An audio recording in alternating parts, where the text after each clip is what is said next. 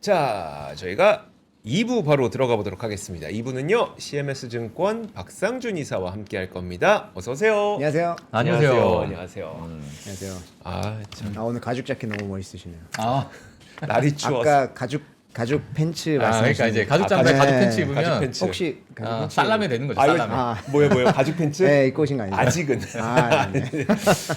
거기까지. 지금은 좀- 이제 팬티만. 만약에 입으신다면 양가죽으로 좀 추천을 드리고 양가죽. 싶어요. 왜요? 부드러워. 소가죽으로 입으면은 거의 네. 움직일 수가 없죠. 그래요? 네. 그쵸. 저 소가죽 자켓이 하나 있는데 네. 거의 못 입어요. 입으면 몸살 나요. 몸살. 움직일 수가 없어서. 네. 알겠습니다. 양가죽으로 네. 양가죽으로 한번 입어보도록 하겠습니다. 알겠습니다. 자, 그러면 오늘 사실 지난 시간에 네. 원래 디즈니 지난 시간에 제가 얘기해달라고 했는데 시간이 좀 안 돼서 맞습니다. 바로 가셨었죠. 네, 오늘은 요것부터 이야기를 하고 네. 네, 요게 뭐 사실 뭐 지금 당장에 어떤 뭐 주가에 미치는 영향이 있는 이슈는 아니고 최근에 이제 계속 이야기가 나오고 있는 이슈니까 지금 이야기를 해도 괜찮을 것 같습니다. 예. 그 디즈니가 최근에 이제 주가가 오랜 시간 동안 조금 힘들었잖아요. 네. 뭐 이제 지금은 90불대에 있는데 뭐 80불까지도 가고 많이 좀 주가가 안 좋았습니다. 그동안. 근데 이제 10년 내 최저치까지도 가기도 했었어요. 그렇다 보니까 야, 이거 디즈니 이제 뭐 살아날 수 있는 거야? 뭐 이런 이야기들 많이 있었는데 최근에 이제 행동주의 펀드. 지금 행동주의 펀드들이 막 이제 그 태동하는 시기죠 지금. 그렇죠. 이제 네. 이제 이사회들이 앞두고 있으니까 네. 이제 다들 이제 먹잇감이지, 한국에서도 먹잇감. 이제 막 찾고 있습니다. 어디를 건드려야 되지? 막 찾고 있는데 이제 행동주의 펀드들이 디즈니에 조금 손을 뻗기 시작을 했다라는 뉴스들이 나오고 있는데 사실 요거는 조금 좋다면 좋은 이슈라고도 볼 수 있죠. 왜냐하면 이제 그 행동주의 펀드들 자체가 이제 디즈니 주가를 디즈니에 우리가 한번 참여를 해볼까라고 했던 것이 디즈니가 워낙 저평가되어 있다라는 평가라고도 볼 수 있으니까 예. 괜찮다라고 볼 수 있는데 대표적으로 이제 밸류 액트라고 하는 행동주의 펀드가 이제 네. 디즈니의 주식을 많이 이제 인수를 하고 있다 뭐 이런 이야기들이 나왔는데 네. 이제 뭐 여름 정도부터 해가지고 디즈니 비중을 좀 확대하고 있다 이런 이야기도 나왔고요. 80불대에서 주식 많이 샀다라고 해요. 네. 그러면서 이제 밸류 액트는 하는 이야기가 디즈니랜드 그리고 뭐 상품만 팔아도 80불대는 충분하다. 그러니까 그 이상은 플러스 알파다 뭐 이렇게 이야기를 하기도 하고요. 일부에서는 밸류 액트가 샀다고 하니까 거기서 행동을 개시하면은 디즈니 주가가 190달러까지도 갈 수 있지 않겠느냐 뭐 이런 이제 긍정적인 이야기들도 좀 나오기 시작하는데 네. 이 밸류 액트라는 게 어떤 회사이냐 요거부터 좀 보면 20년 이상 된 이제 행동주의 투자자입니다. 행동주의 투자자라고 하는 이제 그 행동주의 펀드는 이제 일명 그 지분을 매수를 해서 이사회에 들어가서 이제 네. 회사 입김을 막 이제 이제 뭐 회사의 어떤 행동을 많이 이제 취하고 구조조정도 하고 해가지고 주가 많이 상승시켜서 엑시트하는 이런 전략들을 쓰는 펀드들을 이야기하잖아요.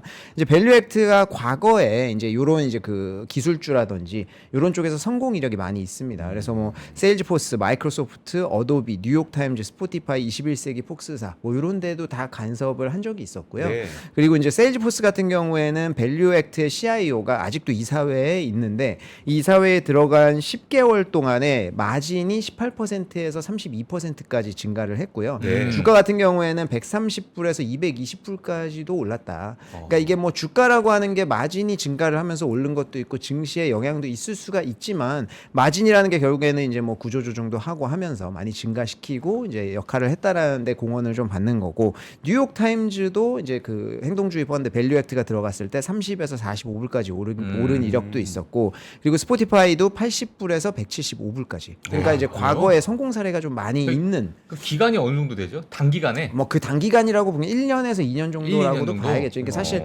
단기간에 들어가서 구조 조정을 하고 뭐 이렇게 올리기는 잠깐 쉽지 않죠. 단기간에 올린 네. 거 그거는 그거는 시세 조정 아닙니까? 그렇죠. 그거는 시세 조정에 더 가깝죠. 들어가가지고 뭐 구조 조정하고 이랬는데 막 주가가 오른다. 그거는 사실 행동주의 펀드가 한 게 맞냐라고 조금 그거는 다시 한번 얘기를 해봐야 될 것 예. 같고. 그 질문 하나 있는데요. 네. 혹시 그 이런 행동주의 펀드가 들어가서 그냥 구조를 조정을 해서 기업 가치를 올리는 거 말고 이렇게 막 기업 자체를 다른 기업에 매각하고 나오기도 해요? 그렇죠. 그런 케이스들도 있죠. 과거에 이제 뭐 적대적 M&A 비슷하게 그렇게 하는 케이스들도 있지만 밸류 액트 같은 경우에는 뭐 그런 것보다는 네네. 사실 본인들이 이제 경영에 참여를 해가지고 가치를 증대시키는 이런 네. 역할을 좀 많이 하는 행동주의 펀드이고 이게 지금 디즈니에 있어서 밸류 액트가 이제 좀 매수를 하려고 한다라고 하는 게 긍정적으로 이제 비춰지는 게 뭐가 있냐면 이제 그동안 이제 그 밸류 액트가 했던 과거의 성공 사례들이 있었고요. 가장 중요한 것은 이사회에서 만약에 이사회 의석을 차지하게 된다라고 하면은 지금 디즈니는 뭐 지금 당장은 뭐 마블도 쉽지 않고 영화가 쉽지 않습니다만은 네. 디즈니에서 지금까지 끌어올렸지만 지금 힘들어하는 게 바바이거잖아 결국에. 네. 바바이거가 제일 중요하고요. 과거에 바바이거가 은퇴한다라고 했을 때 디즈니의 주가가 실질적으로 하락한 경우도 많이 있었고 이번에도 2026년에 퇴임하겠다. 네. 본인은 나이도 있으시잖아요. 그러니까 지금 막 은퇴하고 싶은 거여서 2026년에 나는 무조건 은퇴하겠다 이렇게 얘기를 해놨거든요. 그때 가서 또 이제 만약에 주가가 다시 올랐는데 은퇴하는 시기가 오면 어떻게 될지 몰라요. 이건 분명히 바바이거가 지금까지 미친 공헌이 굉장히 크니까 네. 그때 만약에 밸류 액트에 어떤 CIO라든지 그런 이제 그 매니저가 이사회로 들어가 있으면 굉장히 안정적으로 좀 평가받을 수 있지 않겠느냐 이런 예. 평이 좀 있고요. 또 하나의 행동주의 펀드 중에 관심을 갖고 있는 게 이제 트라이언 파트너스라고 있는데 요게 이제 오늘 얘기의 좀 핵심이기는 합니다. 예, 요 트라이언 파트너스는 넬슨 펠츠라고 하는 분이 이제 운영을 하고요. 지난 1월에 이미 한번 이사회 의석을 나에게 줘라. 네. 한번 이야기를 한 적이 있어요. 그때 바바이거가 거절을 했는데요. 그때 이제 주식을 뭐 그렇게까지 많이 갖고 있지는 않았고 이제 그 당시에 냈던 이제 그 명분은 네. 지금 10년 내 최저치다 주가가 지금 너무 못하고 있다. 내가 들어가서 좀 바꿔보겠다 이렇게 얘기를 했는데 그러면서 그 얘기가 딱 나오면서 명분은 어느 정도 형성이 된 거예요. 그래서 조금 위기가 있었는데 그때 이제 막 7천 명씩 해고하고 막 그랬잖아요. 네. 그러면서 자구책을 쓰면서 이런 것들을 조금 조용해졌습니다. 그러면서 이제 넬슨 펠츠가 3분기 실적 보고 그러면 그때도 개선이 안 되면 내가 분명히 뛰어들겠다 이렇게 이야기했는데 아이러니하게도 3분기 실적이 또 잘 나왔습니다. 근데 잘 나왔는데 지금 최근 나오는 뉴스는 이사회 의석이 그때는 내가 한석이었지만 지금은 한석이 아니라 나 적어도 2석 정도는 줘야 될 것 같다. 이번에 확실히 그거 뭐 이제 그 이사회 의석 가지고 내가 이제 한번 투쟁을 해보겠다 이렇게 네. 이야기를 하고 있는 상황이고요. 주주총회가 이제 내년 4월 초쯤에 있을 겁니다. 그래서 그때 아마 이제 어떤 굉장히 격화가 될 것으로 예상을 하고 있는데 이 뒤에 이제 그 아이작 펄머터라고 하는 이분이 있어요. 네. 이게 아이작 펄머터 이분이 어떤 분이냐면 마블이 한번 파산할전한 적이 있었잖아요. 네. 1996년도인데 지금 마블이 우리가 뭐 그냥 캐릭터들 다 보고 싶은데요. 뭐 한 번에 못 보고 스파이더맨 이거 조마조마하잖아요. 스파이더맨 끝날까 말까 막 조마조마하게 그 판권이 소니에 있어서 그렇습니다. 네. 소니에 찢어져 있고 막 엑스맨은 저기 21세기 폭스사에 있었고 지금 인수했지만 네. 이런 게 다 찢어졌던 이유가 1996년도에 마블이 파산 위기에 겪으면서 이제 다 캐릭터를 판 거예요. 그때 이제 아이작 펄머터가 지금의 종합 엔터테인먼트사로 재탄생시킨 인물이에요. 네. 그때 이제 막 파산 위기에 있었던 마블을 구한 거죠. 그래서 2009년도에 디즈니에 매각을 한 장본인입니다. 그래서 그 이제 올해 3월까지도 이제 디즈니에서 재직을 하면서 상당한 지분을 갖고 있었어요. 마블이 이제 인수하면서 당연히 지분 받았을 거잖아요. 그래서 많은 지분을 가지고 있었는데 이분이 2015년도에 우리가 이제 마블 팬들 다 아실 거예요. 과거에 이제 케빈 바이기라고 하는 수장이 있습니다. 마블에는 이 네. 수장이 잘 이끌어 왔어요. 지금은 또 좀 많이 힘들지만 잘 이끌어 오면서 2015년도에 아이작 펄머터랑 둘이 부딪힌 거예요. 네. 이제 케빈 바이기는 좀 젊기도 하고 그래서 예산 더 늘려가지고 우리가 스케일 한번 키워봅시다 이랬는데 아이작 펄머터는 거기에 반대한 거예요. 근데 그럴 수밖에 없는 게 제 생각에는 파산을 겪은 사람이잖아요. 네. 그렇다 보니까 비용 지출이나 이런 거에 굉장히 예민할 수밖에 없는데 그런 데서 부딪힌 거죠. 음. 근데 여기서 누군가는 손을 들어줘야 되는데 바바이거가 케빈 바이기에 손을 들어준 거죠. 손을 들어준 것뿐만이 아니라 근데 결론적으로 그 이후에 잘 되긴 했잖아요. 네. 손을 들어준 것뿐만이 아니라 이 아이작 펄머터를 이제 한직으로 보내요. 마블 코믹스랑 아니 어찌 보면 마블을 다 키운 사람인데 네. 저기 뭐 영감님 저기 이제 영감님이라고는 안 했겠지만 그동안 이제 많이 했을 수도 있어요. 그럴 했을 수도 수도 있어요. 있어요. 이렇게 귓속말로 했을 수도 예. 있는데 좀 많이 고생하셨는데 이제 좀 쉬셔야죠. 저기 가가지고 코믹스랑 라이센스 이런 거 좀 관리하시면서 좀 네. 이렇게 해주세요. 그러니까 아니 내가 다 키웠는데 지금 나를 이런 한직으로 그럴 거 아니에요. 그냥 분했을 거 아닙니까 2015년도에 네. 밀려나서 몇 년 동안 그렇게 산 거예요. 근데 이 아이작 펄머터가 넬슨 펠츠랑 이웃이에요. 그 아까 얘기한 트라이언 그렇죠. 파트너스의 이웃이에요. 이웃. 그러니까 뭐 이 한간에 도는 이야기로는 뭐 가족들끼리도 와이프랑 해가지고 같이 왜 미국은 이제 발코니 있고 하잖아요. 그러니까 네. 거기에서 같이 저녁 먹고 자주 한다고 해요. 그러니까 거기에서 하소연을 했을 거 아니에요. 아니 내가 이걸 다 키워놨는데 이제 와가지고 그 케빈 파이기 주고 머리에 피도 안 마른 걔 때문에 나를 밀어내다 이게 말이 되냐 막 네. 이제 넬슨 펠츠가 딱 듣다 보니까 이거 디즈니가 지금 10년 내 최저치 주가에 이거 주식도 매력이 있는데 네. 약간 친구가 또 막 분노할 거 아니에요. 그러니까 그렇죠. 그럼 내가 한번 해보겠다 이런 거 아닐까. 야. 제 추측입니다. 제 추측. 어찌 됐든 간에 올해 1월에 넬슨 펠츠가 이사회 의장을 달라고 했을 때 아이작 폴머터가 지지했어요. 지지하면서 내가 가지고 있는 지분도 위탁하겠다 이렇게 네. 이야기를 했거든요. 예. 그거를 이제 그 바바 이거가 거절을 한 거죠. 그러고 3월달에 이 아이작 폴머터가 해고됐어요. 그러니까 지금 이제 이게 요번에 이제 이사회 의석을 달라고 하는 것도 결국엔 이런 게 있지 않겠느냐라고 하는 거고. 근데 이게 이 아이작 폴머터 같은 경우에는 좀 극우 쪽에 가까워요. 네. 이제 그 트럼프 전 대통령을 지지하고요. 그리고 이제 내부적으로 그 블랙팬서라고 하는 영화가 굉장히 네. 히트작이었잖아요. 네. 블랙팬서에 대해서도 케빈 파이기랑 좀 부딪혔다라고 하더라고요. 그러니까 그 아이작 폴머터는 아예 블랙팬서 영화를 반대했다라고 하니까 사실은 약간 그 네. 흑인이 히어로가 될 수 없다. 그렇죠. 보수주의자 입장에서. 그렇죠. 블랙팬서가 지금 미국에서 굉장히 인정받고 막 많이 부각됐었던 이유가 전체 캐스팅이 다 그 흑인이잖아요. 네. 그러고 이제 주인공이고 막 이제 그런 히어로고 하니까 그런 걸로 좀 인정을 받았는데 거기가 이제 완전히 반대를 했었던 거죠. 그러니까 어찌 보면 좀 극우 쪽에 가깝지 않았나 싶어서 사실 지금 향후 최근의 트렌드 그리고 이제 디즈니가 나아가고 있는 방향이랑 조금 반대됐었던 것이 있었던 것 같은데 어찌 됐든 간에 이제 이분이 지분을 많이 줘가지고요. 지금 네. 트라이언 파트너스는 그 디즈니의 지분 1.8%를 보유하고 있습니다. 이게 3조 원이 넘어요. 우리나라 돈으로. 네, 그래서 지금 이제 7위 정도의 주주거든요. 그래서 분명히 입김을 이제 불어넣으려면 들어올 수 있어요. 근데 지금 어찌 보면 디즈니의 이사회 같은 경우에는 바바 이거가의 우호적인 분들로 구성이 되어 있는데 이사회라고 하는 게 결국 뭐 친분은 아니니까 네. 그렇다 보니까 이제 그 어떤 주가 하락이라든지 이런 걸 명분을 만들어줄 수 있는데 이게 지금 3분기 실적이 잘 나오면서 그런 명분이 좀 약해지기는 했지만 예. 계속 달라라고 이야기를 하는 거죠. 근데 사실 그 중심엔 어찌 보면 좀 마블 영화도 있지 않나 싶어요. 저희 영화가 너무 안 되고 있기도 하고요. 그러니까 사실 뭐 지금 행동주의 펀드가 들어가서 어떤 회사를 뭐 부양시킬 수 있고 뭐 구조적으로 어떤 변화를 줄 수 있겠지만 결국에는 컨텐츠가 그쵸, 그쵸. 최근에 디즈니에서 저는 뭐 크게 기억이 없거든요. 정말 히트쳤다는 재미가 게 없었어요. 네, 재미도 진짜. 없었고 이게 바바이거가 최근에 이제 인터뷰하면서 네. 이제 우리가 메시지 던지는 거 그만하겠다 이렇게 맞아요. 이야기를 네. 했는데 이게 결국에는 바바이거가 물러나고 밥 체이팩이 CEO로 있는 동안에 상당히 많은 어떤 실수들이 있었죠. 그 당시에 너무 많은 일단 디즈니 플러스가 제일 크겠죠. 디즈니 네. 플러스에 우리는 시장 점유율 늘리고 가입자 눌리는 게 제일 먼저다 싶어가지고 가격 확 다운시키고 이제 디즈니 영화, 마블 영화 쫙 만들었잖아요. 무조건 찍어내듯이 네. 만들다 보니까 문제가 좀 됐었고 너무 많은 영화를 만드니까 지금까지는 뭐 1년에 한 두세 개 개봉을 했잖아요. 그러니까 케빈 파이기가 그거를 총괄하면서 다 점선을 다 이어가는 작업들을 했었는데 네. 디즈니 플러스로 되면서 너무 많은 이제 드라마, 영화가 우후죽순으로 만들어지니까 그 관리를 못했다고요. 그래서 가장 문제되는 게 캐릭터가 일맥상통이 안 하는 거예요. 여기서는 이랬던 캐릭터가 저기 가니까 뭐야 다른 네. 사람이야 뭐야 막 네. 이렇게 내버리는 문제들이 발생을 했었다라는 거죠. 저는 개인적으로 인어공주가 음. 주가를 끌고 심해로 내려갔어.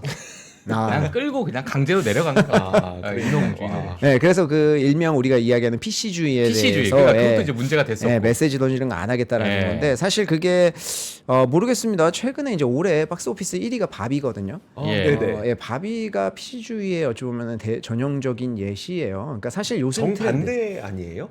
바비도 이제 그 여성의 어떤 그런 권리라든지 그런 것들 이야기하면서 어찌 그런 메시지를 좀 던지는 게 있고 어찌 보면 요즘 트렌드가 좀 그렇죠. 한국의 밀수라는 영화도 굉장히 성공했는데 네. 그런 것도 좀 이제 그런 메시지를 던지면서 그러니까 이게 메시지도 메시지지만 재미가 없었다라는 데 좀 문제가 그러니까요. 있지 않았나. 그러니까 우리가 그동안 보면서도 디즈니는 네. 메시지가 항상 있었어요. 보면은 근데 재밌었어. 네. 재밌고 보고 나니까 이거 뭔가 느껴지는 것도 있고. 근데 이거는 맞습니다. 최근에 나온 거는 재미는 없는데 얘네가 자꾸 내가 무식하고 나는 못난 놈인데 그쵸. 너희가 잘 알아들어야 돼라고 하면서 메시지만 던지는 그쵸. 그런 자꾸 느낌이라. 이제 가르쳐 주려고 하니까 여기 네. 앉아봐. 이거 그런 게 아니라. 야, 이거 아니야, 너 잘못됐어. 예, 막 이런 이게 느낌이라서. 나도 나이가 있는데 이거 지금 뭐 이런 느낌이 있는데 결국에는 마블, 그러니까 디즈니는 최근에 디즈니랜드 뭐 다 좀 정상 범위에 네. 올라왔고요. ESPN 같은 경우에도 이제 ESPN 뱃도 내고 이제 네. ESPN 그 앱으로 조금 성공세를 타기 시작을 했어요. 그래서 다른 사업부는 다 정상이 됐는데 이제 영화만 좀 남아 있는 상황이고요. 결국에는 그러면은 영화 중에 제일 큰 부분은 마블일 텐데 네. 마블이 지금 그런 캐릭터들이 다 식상해졌냐 뭐 이런 거에 대해서 네. 최근에 이제 그 플레이스테이션 5용으로 이제 스파이더맨 2 나왔죠. 이제 굉장히 많이 팔렸습니다. 그래서 뭐 24시간 안에 250만 장 판매가 됐고요. 네. 이제 뭐 플스 5만 가능한데 24시간 내 판매로는 역사상 최대치를 달성했을 정도로 캐릭터 굉장히 인기 많았어요. 아 이게 비디오 게임으로 나온 거죠? 네. 어. 그랬는데 이제 더 마블스 비슷한 시기에 이제 나온 더 마블스 같은 경우에는 예. 완전히 좀 폭망을 했는데요. 이게 보면 개봉 첫 주 3일, 예. 3, 4일 정도의 실적이 제일 중요해요. 그때 이제 말 본인데 이게 이제 그 엔드게임 이후로 이제 나온 작품들의 첫 주 실적인데 맨 밑에가 더 마블스입니다. 근데 더 마블스가 솔직히 이제 뭐 시쳇말로 완전히 폭망했다라는 그런 평가를 좀 받고 있는 그런 상황이고 이게 뭐 해외에서 더 많이 봤어요. 예, 이제 그 국내보다 오히려 네. 차라리 국내 이제 미국 국내에서 가장 인기가 많아야 되는데 인기를 좀 못 끌었고요. 결국 문제점이라고 하면은 이제 마블의 캐릭터들이 세대 교체를 했으면 네. 결국에 팬들도 세대 교체를 해야 되는데 어린 세대에 유입이 안 되고 있다. 결국에는 지금 저같이 다 이제 과거에 마블 좋아하던 사람이 우정으로 좀 봐주는 느낌 같은 거밖에 안 남아 있는 거예요. 그러니까 어린 팬들이 이제 그 유입이 안 되고 있다는 큰 문제가 있고 최근 트렌드 뭐 PC주의라든지 이런 것들을 반영하는데도 불구하고 너무 재미없게 만들고 있고 노골적으로만 만들고 있다라고 하는 것이 문제인 것 같습니다. 그래서 지금 향후에 더 마블스는 여러 가지 작품들이 이제 그 바바이거가 돌아오면서 이야기를 했죠. 우리 찍어내듯이 안 하겠다. 네. 이제는 퀄리티에 집중을 하겠다라고 해서 많은 작품들을 취소했는데 거기에서 첫 이제 그 시험대가 나오는 게 몇 개를? 예, 아예 그냥 바꿔버렸어요, 막. 그래서 첫 몇 개가 이제 1월달에 에코라고 하는 드라마가 나오는데 요거에 대해서 예고편 보고 좀 기대를 했었는데 예. 그 마블에 있던 분이 나와서 책을 쓴 게 있거든요. 예. 거기에서 역대 최악이라고 이렇게 써가지고 이제 기대치를 좀 버리자 이런 생각이 있는데 어찌됐든 데드풀 3가 제일 중요합니다. 데드풀 3는 이제 그 연수자 관람 불가잖아요. 네. 등급이 그래서 굉장히 잔인하고 뭐 잔인하지만 그 안에 이제 재밌는 유머라든지 이런 것들이 이제 그 매력적인 요소인데 디즈니로 넘어가고 첫 작품이잖아요. 네. 데드풀 3가 네. 데드풀의 첫 작품인데 이거를 디즈니가 많이 이제 손을 댔느냐. 저 진짜 데드풀 3 이상하게 나오면 저 진짜 화낼 겁니다. 그렇죠. 지금 데드풀 3가 아주 시끌시끌합니다. 그래요? 왜냐하면 그 데드풀 3를 야외에서 촬영 많이 해요. 네. 최대한 자연스러움을 살리려고 야외에서 촬영 많이 하는데 그 망원 렌즈 이런 걸로 사람들이 막 찍어가지고 실시간으로 유출되는 거예요. 그래가지고 라이언 레이놀즈가 이제 막 트위터, 그러니까 X에 막 쓰고 이거 좀 이렇게 안 해줬으면 좋겠다. 막 네. 이런 이야기도 하고 하는데. 그만큼 사람들이 관심이 많이 있는 상황이어서 요게 네. 이제 어떻게 되느냐에 따라서 아니 향후 근데 좀 뭐 이상한 거 뒤집어 쓰고 쫄쫄이 입고 있으면은 희한하니까 찍죠 사실.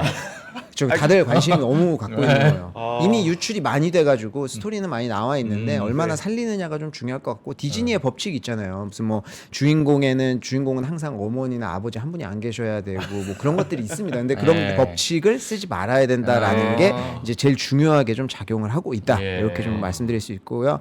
그리고 내년 초에 이제 그 트라이언 파트너스의 이사회 의석 이제 전쟁은 좀 어떻게 될 것인지 저는 개인적으로 돌아온다고 하면 아이작 펄머터가 돌아오지 않는다고 해도 결국에는 입김을 좀 많이 작용을 할 텐데 저는 그게 좋지만은 않을 것 같아요. 지금 그 마블 같은 경우에는 몇 번 뒤집어졌거든요. 네. 근데 여기서 또 뒤집어진다라고 하면 팬들이 결국 이제 인내심이 한계가 오지 않을까 저는 이렇게 좀 생각을 하고 있습니다. 예. 그래서 행동주의 펀드가 들어가면 저희는 그래도 호재로 보는데 그렇게만 보기는 좀 어렵다는 말씀이시네요. 그렇죠. 오히려 밸류 액트 같은 경우에는 네. 전 개인적으로 좀 호재인 것 같은데 트라이언 파트너스는 호재라고 봐야 되나 요거에 대해서 굉장히 애매모호하죠. 사실. 그러면 이제 우리가 그걸 구분해 볼 수 있어요. 이게 밸류 액트가 이사회 의석을 차지하게 될지 트라이언 파트너스. 파트너스가 네. 이사회 의석을 이걸 구분해 봐야 되는 거예요. 그렇죠. 트라이언 그래요? 파트너스는 지금 대놓고 네. 이사회 의석을 내놓으라고 두석을 우리한테 줘라라고 이야기하고 있는 거고 밸류 액트 같은 경우에는 지금 어느 정도 주식을 매수는 했지만 나서지는 않고 있어요. 예. 그래서 만약에 이제 밸류 액트가 나선다라고 하면은 싸움이 붙을 수는 있는 네. 거죠. 그래서 그게 이제 좀 중요하게 잘 제가 나올 것 좀 같습니다. 개인적으로 궁금한 부분이 사실 지금 뭐 주가 같은 경우에는 이제 80달러까지 내려갔다가 지금 보니까 이제 93불 정도가 되어 있어요. 네. 그러니까 이제 뭐 완전 저점 대비해서 뭐 한 10% 15% 네, 사이 올라왔죠. 왔다 갔다 한 것 같은데 그러면 지금 마블이나 뭐 여러 이런 컨텐츠 분야가 약간 부족하지만 네. 나머지 부분은 어느 정도 이제 회복이 된 상태라고 그쵸. 아까 말씀하셨잖아요. 네, 디즈니랜드도 회복했고 그러면은 그러니까 뭐 디즈니의 어떤 주가 부양을 위해서는 결국에는 컨텐츠가 뭔가 바뀌어야 네. 과거에 그래도 어느 정도 디즈니 주가를 좀 회복하는 게 아닌가라고 생각하시는 거예요 지금? 그렇죠. 결국에는 그게 지금 제일 중요한 것 같고요. 아. 그리고 이제 디즈니가 그 팬데믹 때 그 배당을 그러니까 멈췄어요. 네. 디즈니도 배당주였잖아요. 네. 몇십 년 동안 맞아요, 멈추지 맞아요. 않았던. 근데 팬데믹 때 중지하고 회복을 못했습니다. 그래서 아직 재개를 아직- 못했어요. 아직 안 아직- 됐어요? 아직 회복 그래서 안 요 됐어요? 재개에 대한 기대감도 있어요. 3분기 실적 잘 나오다 보니까. 아. 근데 아무래도 이제 그 바닥은 조금 넘어가는 것 같은 게 바바이거가 돌아와서 구조 조정도 했고요. 네. 어느 정도 이제 자리를 좀 잡아가는 그런 과정에 있는 것 같아서 제가 아까 밸류 액트를 말씀드렸던 이유는 지금 향후 2026년까지인데 한 2, 3년 정도 되는 기간 동안에 그거를 다 제자리로 돌려놓는다라고 했을 때 바바이거가 간 다음에는 또 누가 할 것이냐 이게 굉장히 중요할 거예요. 네, 왜냐하면 그렇죠. 밥체 이펙도 바바이거가 뽑아놓은 인물이에요. 네. 근데 그렇게 할 줄 몰랐잖아요. 그러니까 이게 다음 CEO가 되게 중요한데 밸류 액트는 이런 이제 기업들을 성공시킨 사례가 많이 있는 기업이고 트라이언 파트너스는 사실 이런 신기술 기업이라든지 기술 기업, 미디어 기업 쪽에는 거의 전무한 상태다 보니까 이거는 거의 사적인 감정 아니냐 저는 이렇게 보는 거예요. 아. 네. 와, 야, 이게 그렇게 엮였군요. 예. 와. 디즈니는 네. 박상준 이사님께 여쭤봐야 됩니다. 아, 그럼요. 아, 국내에 박상준 이사님 이상으로 설명해 주실 분은 없는 엔터테인먼트 것 분야, 같아요. 엔터테인먼트, 넷플릭스도 그렇고. 넷플릭스, 아유, 아닙니다. OTT 아, 없는 것 같아요, 진짜. 국내 1위라고 봅니다. 저는 개인적으로. 아니, 이렇게 아유, 헤지펀드- 또 이런 가찬을. 헤지펀드 그러니까 네. 제가 먼저 얘기하지 않았나요? 왜냐면 이게 정말 이거를 너무 좋아하시고 네. 아니 개인적으로 너무 좋아하셔서 네, 막 그러니까. 그냥 파고 들어가는 거예요 계속. 저 집에서 맨날 그것만 보니까 예, 아, 진짜. 아니 이렇게 헤지펀드의 성향에 따라서 이게 예. 좀 어떤 일이 벌어질 수 있느냐가 달라질 수 있다고 그렇죠. 얘기하실 수 있는 분이 몇 예. 명이나 되겠습니까? 사실 또 노트북만 보더라도 딱 보이지 않습니까? 자, 노트북 한번 볼까요? 네, 노트북만 딱 보더라도 성향이 어떤지. 네. 알겠습니다. 야, 디즈니. 예. 자 다음 이야기가 또 어떻게 넘어갈까요 저희가? 네, 네, 아니 그러시죠. 제가 최근에 이제 지난 주말에 일본 갔다 와가지고 일본. 네, 예. 일본에 뭐 짧게 한 3박 4일 정도 갔다 왔으니까 뭐 사실 그걸로 막 다 봤다라고 이야기하기는 쉽지 않지만 예. 제가 항상 그냥 그 전 도쿄에 이제 팬데믹 전에 많이 갔어요. 많으면 1년에 한 3번, 4번도 간 적이 있었는데 뭐 제가 항상 그 쇼핑이나 이런 거 하러 가는 곳이 있었는데 그곳에서 조금 그래도 변화가 네. 있었다. 그래서 그거에 대해서 그러면서 소비 이런 거 좀 얼마나 변했는지 그리고 명품 쪽 그리고 오. 이제 명품은 근데 과거에 제가 한 적이 있었으니까 좀 짧게 말씀드리고 예. 그리고 이제 그 중국 기업들이 요새 그 해외 진출이나 이런 데 굉장히 사활을 걸고 있는데 요거까지 네. 좀 말씀드리고 싶은데 알겠습니다. 그 일본에 확실히 그 한국 관광객이 굉장히 많이 늘었고요. 엔저가 지금은 뭐 912 정도까지 다시 올라왔지만 이제 엔고로 다시 올라간다라고 한다기보다는 여기 좀 왔다 갔다 하지 않을까 이렇게 좀 많이 보고 계신데 뭐 오늘 내일 BOJ 또 요거 있으니까 그렇죠. 그러게 있는데 엔저 때문에 확실히 그 여행 쪽은 이제 그 희비가 굉장히 엇갈리는 것 같은데 요게 10월까지 누적인데 보시면요. 이제 그 2019년도 팬데믹 이전으로 보면 그 입국하는 사람들 관광객 입국은 0.8% 증가한 반면에 출국은 43% 줄었습니다. 그래서 굉장히 이제 그 엔저가 되면서 출국하는 사람들은 좀 줄어들고 입국하는 사람들 많아졌구나 뭐 이런 것도 좀 볼 수 있었고요. 그리고 이제 한국인이 정말 많이 늘었더라고요. 2019년도 10월에 보면 19만 281명이었거든요. 네. 근데 2023년 10월에 63만 명. 그러니까 이게 거의 뭐 3배 정도 증가를 해서 지금 정말 여행하고 있는 사람의 4분의 1이 한국 사람이라는 얘기죠. 예, 중국인은 많이 줄은 반면에 한국인이 굉장히 많이 늘었다라는 아. 것을 좀 볼 수 있어서 확실히 좀 많이 이제 한국인들이 많이 늘었구나 이런 제가 것도 좀 알 수 있었습니다. 2018년인가 19년 때 일본을 잠깐 갔는데 네. 오사카에 네. 그냥 한국이에요. 너무 많아서 그냥 네. 오른쪽 봐도 뭐 한국이, 왼쪽 봐도 한국이. 맞아요. 진짜 그냥 근데 지금 가면 그냥 더 심하겠네요. 그쵸. 뭐 쇼핑 많이 하는데 뭐 돈키호테 이런 데 가면은 그냥 그냥 한국 이마트 왔구나. 어. 이런 느낌이라고 봐야 될까? 야. 그 정도구나. 네, 그래서 제가 이제 뭐 하라주쿠나 이런 데 많이 가는데 이 하라주쿠에 보면은 키디랜드라고 하는 유명한 데가 있어요. 예. 그리고 이제 토이 같은 거 6층 막 7층에 해서 쫙 장난감들 파는 데인데 여기는 항상 사람이 많아요. 그런데 못 들어갈 정도는 아니거든요. 근데 이번에 갔더니 아예 올라갈 엄두가 안 나더라고요. 그래서 제가 조금 몇 군데 줄 서 있는 거예요? 네, 몇 와. 군데 조금 변화가 있었던 곳을 보니까 키디랜드 사람이 엄청 많아졌더라. 네. 그리고 요런 데 보면 여기 조금 잘 간판은 안 보이는데 휴먼메이드라고 뭐 이런 스트릿 브랜드 있거든요. 요것도 줄을 쫙 서 있고 그리고 뭐 스투시 이런 거죠. 의류예요? 네. 의류요. 우리 요새 젊은 층들 사이에서 많이 이제 유행하는 일본 브랜드, 스트릿 브랜드인데 일본 브랜드인데 네. 한국 그리고 사람이 한국 많이... 사람도 많고 이게 아마 이제 그 리셀러도 좀 많이 있는 것 같긴 한데 그 그림 보시면은 이제 일본인 같아 보이는 사람들 많이 있죠. 예. 근데 이제 그 스투시라든지 스투시 같은 브랜드 아시죠? 그 스투시는 한국에도 있거든요. 네. 근데 줄을 다른 골목길까지 쓸 정도로 저는 그냥 아예 가지도 못하고요. 그리고 슈프림 같은 거 한국에도 요새 있습니다. 근데 네. 슈프림은 줄은 제 기억에 지금까지 갔을 때 제가 줄을 섰던 적 한 번도 없고요. 다만 들어가면 물건이 없어요. 이미 다 팔려서.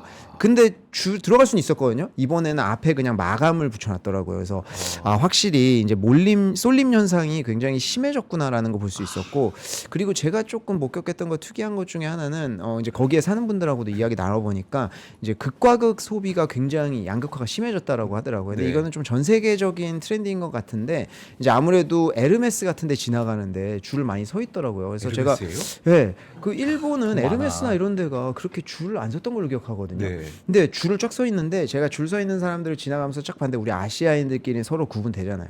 이거 한국인이다, 그렇죠. 중국이다. 보이죠? 예, 구분이 한 됩니다. 2초면 되죠. 2초. 그렇죠. 싹 스캔하면서 네. 되는데 일본인들이 많더라고요.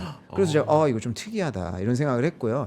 그 일본 사람들이 요새 이제 그 대기업 위주로 연봉 인상이라든지 이런 것들 많이 일어나고 있잖아요. 네. 근데 일본은 뭐 그게 이제 낙수 효과처럼 다른 밑에 이제 중소기업 이렇게 갈지 안 갈지에 대해서는 아직 모르겠지만 사실 일본은 그런 게 있거든요. 도요타가 어떤 그 기업들의 뭐 이제 선두주자, 네. 우리나라의 삼성전자 뭐가 거기가 이제 선두한다 이런 느낌이 있잖아요. 네. 근데 삼성전자보다 도요타가 더 강한 것 같아요. 미치는 영향이. 음. 그래서 도요타가 연봉을 인상하면 그 밑에도 인상하고 뭐 이런 도미노 효과들이 좀 있다라고 하더라고요. 그래서 네. 그게 밑으로 갈지는 경제 상황에 따라서 봐야겠지만 지금 어찌됐든 간에 대기업들 좀 연봉 올리고 하면서 이제 양극화가 굉장히 심한 것 같더라고요. 그래서 일본인들도 이제 명품 줄 서는 것들을 좀 많이 봤었고 일부 유명 뭐 디올이라든지 이런 요새 인기 있는 브랜드는 줄이 쫙 서 있어가지고 거의 들어갈 수가 없었어요. 그래서 저는 에르메스에 일본인들 줄 서 있는 게 조금 충격이었다. 예, 한국에는 줄 안 서 있잖아요. 네. 그냥 마감되어 있으니까. 그렇죠. 근데 거기는 아직 그리고 인간미가 좀 있어요. 아직 줄 좀 서 있더라고. 그래서 아니, 솔직히 한국에 전 잘 모르겠어요. 제가 에르메스 매장을 가본 적이 없어서 그런지 모르겠는데 차마 못 서 있겠어요.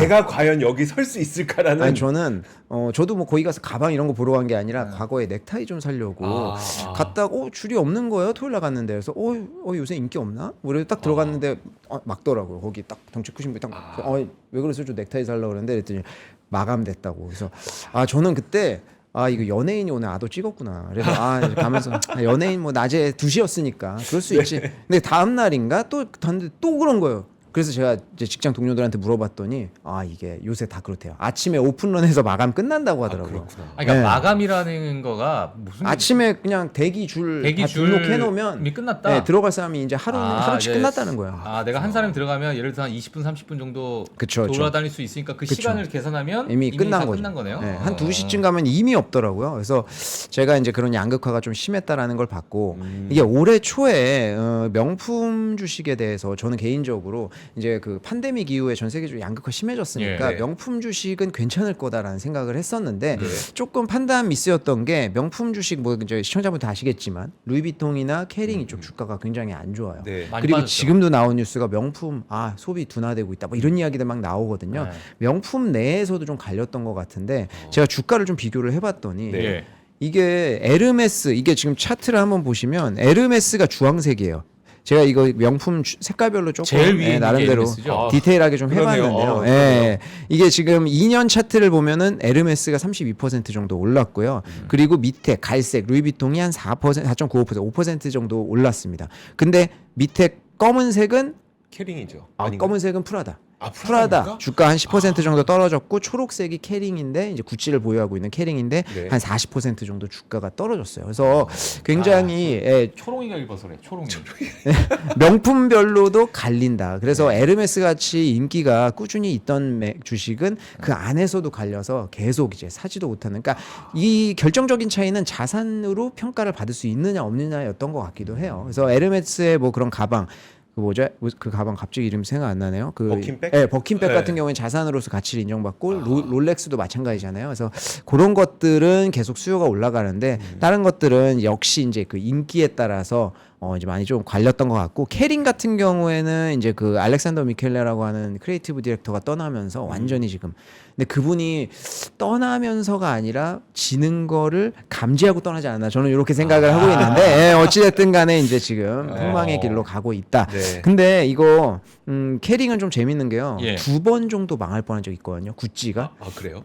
예, 한번 보시면은 이거 과거에 한번 제가 짧게 말씀드리면은 너무 이게 재밌다, 진짜. 그 1995년도에 이게 99년도 기사고요. 1995년도에 한 번 구찌가 힘든 적이 있었어요. 거의 이제 파산 막 망한다. 그랬었을 때 돌아와서 살려준 분이 바로 이 톰 포드라는. 톰 포드. 네, 톰 포드 지금 포드. 본인의 브랜드를 운영을 네. 하고 있지만 그때는 이제 그 크리에이티브 디렉터로 구찌에서 들어갔거든요. 이분이 그래서 그다음 약간 이제 그 어떤 실크 재질 같은 거 쓰면서 약간 섹스 어필 이런 것들. 그래서 옆에 있는 분이 이제 뭐 아시는 분은 연령대가 비슷하다는 건데 마돈나예요.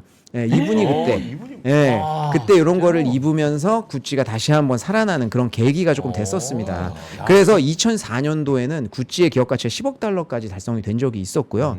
그 다음에 2015년도에 한 번 구찌가 또 파산 직전까지 가요. 네. 그게 이제 안 돼가지고 포동포드 나가고 또 이제 가라앉은 건데 그때 이제 알렉산더 미켈레라고 하는 이분이 크리에이티브 디렉터가 되면서 지금의 우리가 생각하면 생각나는 막 화려한 구찌 있죠. 네. 그게 다 이분이 만든 건데 그러면서 다시 한번 중국인들의 사이에서 어필되면서 주가가 쫙 올라왔었던 거예요. 그래서 몇 배의 주가가 이제 그 당시에 올라왔잖아요.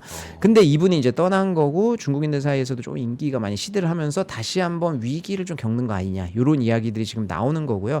이분도 톰 포드가 뽑아놓은 분인데 톰 포드 이분이 사실 뭐 유명한 대학 막 그런 게 아니라 그냥 구찌에서 막 보석 만들고 막 그러던 분인데 그걸 또 어떻게 재능을 보고 그분들은 또 서로 이제 그게 있는지 재능을 보고 뽑아가지고 구찌를 지금까지 살려놨는데 지금 조금 힘들다. 그래서 그 명품 같은 경우에는 확실히 크리에이티브 디렉터로 누가 오느냐 이런 네. 게 굉장히 중요한 것 같습니다. 예. 오. 그렇군요. 야, 참. 야, 명품 중에서도 예. 글쎄 저 복잡한 건 잘 모르겠는데 명품 중에서도 그러니까 초호화 명품은 아직도 인기가 네, 있는 그런 거네요. 것 같습니다.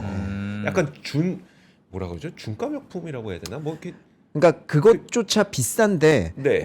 약간 그쵸 비싸죠. 구찌도 당연히 비싼데 네, 그것도 싼 건 그게 아니에요. 약간 이제 그 명품 같은 느낌. 그러니까 이게 그 제가 예전에 그 소개시켰던 명품의 생애 주기 이런 네. 것들이 있는데 이 표를 한번 보시면 명품이 막 떠오르고 그러면은 막 각종 SNS 나오고 연예인이 착용을 하고 입니다. 그럼 막 뜨는 시기가 있어요. 예. 구찌를 딱 여기다 대입해 보면 딱인데 피크가 딱 돼요. 보라색의 피크가 되면은 예. 주소비층이 확대되는 거예요. 그 주변에 많이 보여요. 굉장히. 맞아요. 아, 너도 네. 나도 다 그쵸. 구찌 입고 있을 그러면 것 같아. 이게 이제 네. 대중화가 되면서 다시 한번 이제 아웃 오브 패션 쪽으로 가는 거예요. 그래서 요 사이클이 있는데 요 아웃 오브 패션에서 라이징으로 가는 요 사이에는 결국에는 크리에이티브 디렉터가 있다라는 겁니다. 그래서 그거를 저희가 이렇게 봤는데 구찌가 누구를 영입했다. 그래서 그분이 누구지 봤는데 과거의 성공 사례나 이런 것들이 있으면 그 브랜드가 살아날 수 있는 가능성이 굉장히 있다라는 거고 재밌는 거는 과거에 그 샤넬 있죠. 네. 샤넬을 지금 이 완전히 명품 중에 명품으로 살려놓은 분이 칼 라거펠트라는 분이잖아요. 돌아가시잖아요. 얼마 네. 전에.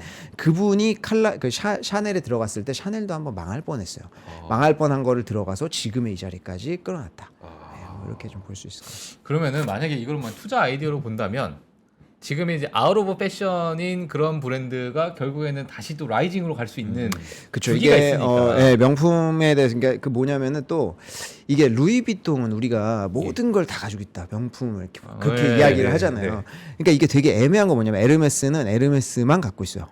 그리고 프라다는 3개 정도 가지고 있습니다. 프라다가 가지고 있는 프라다, 미우미우 요 2개 정도 보면 네네. 되고요. 예. 그리고 이제 그 루이비통은 뭐 20몇 개가 넘는 브랜드 뭐 주류까지 가지고 있으니까 맞아요. 네, 굉장히 많고 루이비통은 또 안타까운 게 실적 발표할 때 브랜드별로 매출 비중을 발표를 하네요. 그러니까 우리가 루이비통이 당연히 제일 크겠지. 아니면 크리스찬 디올도 있고 밴디도 있고 그런데 뭐가 저 크지? 이거는 조금 애매해요. 네. 그러니까 우리가 크리스찬 디올에 누가 들어갔는데 이거 괜찮을 것 같은데라고 해서 루이비통 주식을 사는 건 조금 어폐가 있다는 거죠. 예, 그리고 캐링은 구찌의 매출이 50% 넘습니다. 네. 그리고 나머지 뭐 발렌티노 뭐 이런 것도 갖고 있는데 결국엔 구찌가 제일 중요한 거니까 지금 구찌가 안 좋으면서 캐링의 주가는 떨어지고 있다. 이렇게 좀 보시면 될 것 같고 예. 루이비통은 다만 지금은 시기가 극과극으로 나뉘는 중에 명품도 나뉘니까 그 중에서는 당연히 명품 하려면 에르메스 사야 되죠 주식을. 네, 네. 근데 루이비통은 명품 주식이 다 좋았던 과거의 시기에는 뭐가 좋냐면요. 약간 대기업 계열사처럼 루이비통도 가지고 있고 펜디, 크리스찬 디올 다 갖고 있으니까 네. 루이비통에서 이 친구가 크리에이티브도 이 친구 잘했어. 그러면 이 친구를 또 이제 크리스찬 디올에 꽂아놓고, 그리고 또 크리스찬 디올에서 또 밴디로 꽂아놓고 뭐 이런 것들을 조금 할 수 있죠. 자회사 안에서. 그렇죠. 여기 계열사 사장으로 또 보내고 야. 이제 그분들 성공시키는 뭐 이런 것들이 좀 가능하죠 루이비통은. 오. 그렇구나. 와 이게 예. 명품에서는 이제 우리나라 1인자입니다. 아유. 모두 다 1인자. 디즈니 1인자. 너무 재밌지 않아요? 네, 그러니까 와 이거 어디서 듣겠어? 이런 걸 어떻게 알아요? 예. 이거 못 들어요, 진짜. 그러니까요. 예. 극과극인데 그러면 야. 한쪽의 극단을 우리가 들었으면 나머지 한쪽 극단은 네, 근데 이거 시간이 괜찮은지 뭐 한 모르겠어요. 짧게라도 조금이라도 네. 될까요, 듣고 이게? 싶어요. 네. 그 이번에 그 예. 블랙 프라이데이 기간 동안에 아마존이 예. 그 세일을 사상 처음으로 11일 정도 했거든요. 제일 길게 했어요. 예. 그 이유가 이제 미국에서 우리 한국에서도 많이 쓰시는데 테무, 네. 그 핀뚜어뚜어라고 하는 중국 네. 회사가 가지고 있는 예. 해외판 테무 그리고 쉬인 그리고 알리익스프레스, 틱톡 이런 데가 치고 올라오고 세일을 길게 해서 그렇거든요. 아마존이 원래 가격 비교해 주잖아요. 근데 예. 테무 거는 빼버렸어요. 너무 싸니까 비교가 안 되는 거야. 그래가지고 근데 테무나 쉬인 같은 거 살 때 좀 그런 거는 주의해야 됩니다. 테무에도 세 개 중에 하나는 버릴 거고는 해야 된다라는 뭐 이런 것들은 해야 되는데 그래도 싸다. 뭐 이런 게 조금 이제 어떤 저건데 예. 어쨌든 패스트 패션이 최근에 주가 굉장히 좋습니다. 맞아요. 그래서 보시면은 자라를 가지고 있는 인디텍스 같은 경우에는 올해 들어서 한 50% 주가 상승했고요. H&M도 50% 이상 주가가 상승을 했어요. 근데 제가 오늘 좀 말씀드리고 싶은 거는 쉬인이라고 하는 중국의 이제 패스트 패션 기업인데 이게 중국 건지 모르시는 분들도 많이 있습니다. 이게 쉬인이 요번에 미국에서 시작한 지는 오래됐고요. 미국에서 시장 점유율을 굉장히 많이 확대를 하고 있는데 비상장 기업이에요. 근데 지금 뭐 이슈가 됐었던 이유는 내년에 이제 미국에 상장을 할 것이다. 이렇게 이제 상장 신청서까지 내면서 그거에 대해서 관심이 좀 집중이 됐고요. 요 쉬인이 미국에서 실질적으로 이게 중국 회사라고 모르는 사람들이 더 많아요. 네. 이제 그 나라에 가서 현지화를 굉장히 잘했고 제가 이제 아까 중국이 최근에 이제 소비가 좀 살아나고는 있다고 해도 자국 소비가 많이 이제 좋지는 않잖아요. 그러다 보니까 해외 진출을 하려고 기업들이 많이 노력하는데 제가 이번에 일본 가서 보니까 긴자 거리에 네. 마오타이 매장이 생겼더라고요. 중국 큼직하게. 마오타이요? 거기에 큼직하게 마오타이 매장이 생겼고 이 쉬인 같은 경우에는 하라주쿠에 매장이 있더라고요. 그래서 이 쉬인이 미국에서도 기업 이름이 제가 지금 스파크 그룹이라고 있거든요. 네. 이 상장사는 아닌데 이 스파크 그룹이 보유하고 있는 브랜드를 보면요. 브룩스 브라더스, 포레버 21 그리고 노티카, 리복 이런 데 보유하고 있어요. 다른 거는 다 채취하고서라도 브룩스 브라더스, 포레버 21, 리복 보면 얘네 파산 기업들을 사는구나. 리복은 파산은 아니지만 이제 저기 아디다스에서 이제 거의 팔다시피 메가파에서 했고 브룩스 브라더스 파산했고 이제 포레버 21 파산했잖아요. 이런 것들을 사서 이제 아마 회생시켜서 되팔이하는 이런 기업이가 않을까 싶은데 쉬인에서 이 스파크 그룹의 지분 30%를 임수를 했어요. 그래서 미국에서는 포레버 21에서 팝업 스토어로 쉬인 내기도 하고요. 뭐 일본에서도 이런 식으로 오프라인 매장도 접근을 하고 있다. 그래서 패스트 패션 중에서는 거의 중국에서 나온 거는 글로벌리하게 나온 건 최초다. 우리가 패스트 패션 생각해 보면 지금 뭐 자라 네. 아니면 H&M, 유니클로 뭐 요 정도 생각을 하잖아요. 이게 다 거의 뭐 유럽이라든지 일본 기업들이에요. 근데 중국 기업 중에서는 쉬인이 거의 최초인 것 같고 이게 지금 매출이나 이런 거 보면 자라 다음이에요. 그래서 유니클로나 H&M은 다 넘어섰고 마진율이나 이런 것들은 아마 성장 초기 기업이다 보니까 떨어지기는 하는데 매출이나 이런 것들로는 확실히 넘어서가지고 아마 내년에 상장을 한다라고 하면 굉장히 좀 그래도 파격이 좀 있지 않을까 싶기도 하고요. 그리고 이제 리스크 요인은 당연히 있죠. 중국 기업이 미국에 상장할 수 있겠어? 뭐 이런 이야기도 많이 있잖아요. 지금 미중 관계 안 좋으니까. 근데 이제 본사를 얼마 전에 중국에서 싱가포르로 옮겼어요. 그리고 요 CEO가 스카이쉬라는 분인데 네. 근데 이분이 공식 속상에 나온 적이 없어가지고 그래요? 이분 정말 중국인 맞나? 뭐 이런 이야기들도 있고 그래서 중국의 뿌리 지우기를 좀 열심히 하고 있다. 뿌리 지우기. 네. 야, 알겠습니다. 우리 아. 글로벌 라이브의 명품 인재입니다. 우리 아. 박상준 이사님. 와, 진짜 아. 이런 얘기 어디 가서 들을 수 없는데. 예. 자, 혹시 놓치셨다면 저희 네. 다시 보기 조각 영상이 또 방송 끝나고 바로 올라가지 않겠습니까? 네. 저희 박상준 이사님의 조각 영상도 많은 사랑 부탁드리도록 하겠습니다. 자, 오늘 CMS 증권 박상준 이사와 함께했고요. 오늘 여기서 보내드릴게요. 고맙습니다. 네, 감사합니다. 네, 고맙습니다. 외환위기 오는 거 아니에요? 금융위기 오는 거 아니에요? 이런 질문들을 좀 굉장히 많이 받았었습니다. 탐욕이 되게 강했을 때 위험자산으로서의 극단적인 쏠림이 나타나고 공포감이 극에 달했을 때 안전자산으로서의 극단적인 쏠림이 나타나거든요. 과거의 일이 미래에 똑같이 일어난다 이건 아니지만 그때 당시에 위기 상황에서는 어떤 공통점들이 있었는지를 보면서 우리가 대비를 하는 방법도 고민해 볼 수 있고요. 과거를 제대로 이해하는 순간 위기의 실체가 드러납니다. 오건영의 현실 경제 이야기를 서점에서 만나보세요.